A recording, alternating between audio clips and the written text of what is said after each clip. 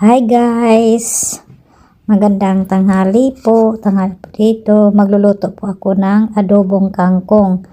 Nabili ko po ito sa Asian store. Chinese kangkong po siya. Adobohin. Ito, hugasan ko na po yung kangkong ko. Yan.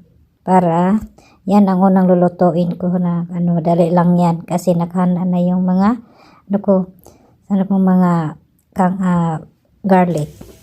Igigisa ko na po yung kangkong ko. Ayan na po, ang kukunti lang pala. Nilagyan ko siya ng mushroom.